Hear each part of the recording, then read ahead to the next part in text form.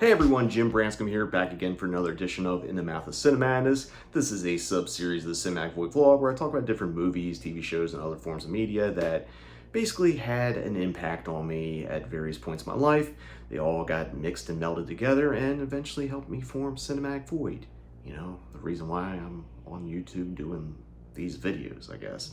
Today, I'm going to be talking about a movie that wasn't something I watched all these years ago. In fact, it's only been a few years now that I was introduced to this movie, but since it's kind of Christmassy themed, I thought it'd be a good time to talk about it, and maybe not in the way I normally do these in the Mouth of Cinemadness, but more of a just kind of a pitch or holiday recommendation for this version or episode or whatever you want to call it.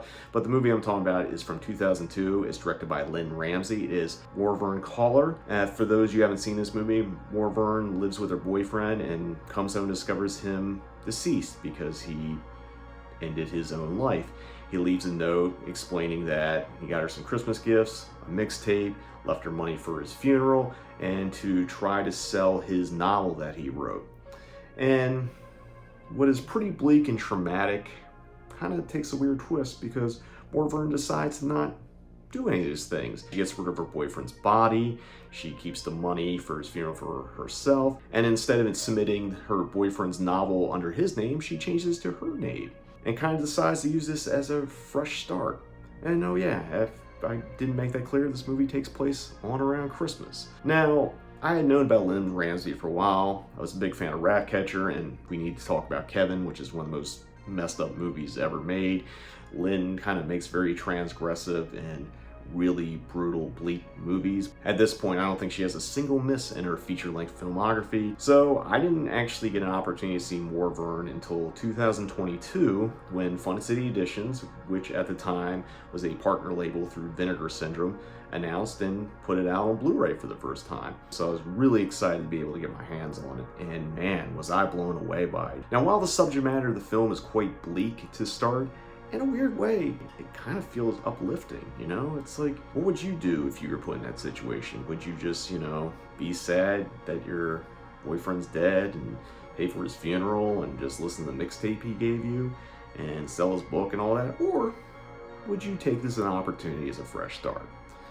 I guess morally, you would do the right thing and you would call the police and all that, but no, MORVERN doesn't do that. Samantha Morton plays MORVERN in the movie and just gives such a detached but calculating performance. Like, you kind of tell that she's over her head doing the things she's doing, especially when she gets an offer for the book that her boyfriend wrote, but she put her name on.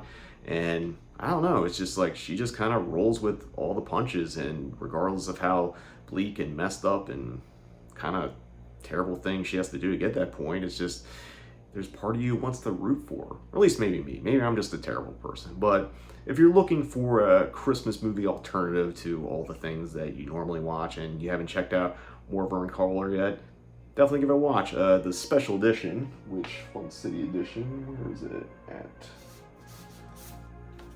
Right here. This is the slipcover thing. I'm sure this piece of cardboard is worth an ungodly amount of money now, but regardless, if you don't get it with the slipcover, you can just get the Blu-ray. I believe you can get them pretty cheap direct from Fun City Edition's website, or you can get a copy on Amazon. But regardless, it is worth checking out. One of the best things I got to do this year was go see a 35mm print of MORVERN CALLAR with director Lynne Ramsay in person. As I always mention, it's great to be able to watch this on Blu-ray, but if you get a chance to see it in a theater, especially on 35mm, do yourself a chance. That print looked absolutely gorgeous.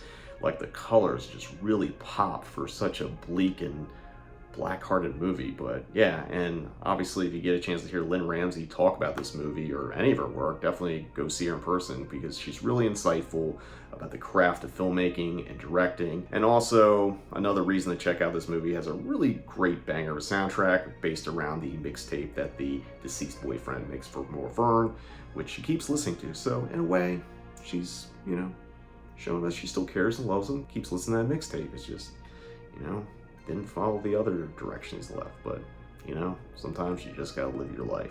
So that's going to wrap up this edition of In the Mouth of Cinemadness. Tell me, have you checked out MOVERN CALLAR yet? Are you interested in checking it out? Or do you feel like it might be too bleak for you? But sound the comments and yeah, let me know what you think. And if you happen to give this movie a chance based on this video, really just tell me what you think, even if you dislike it.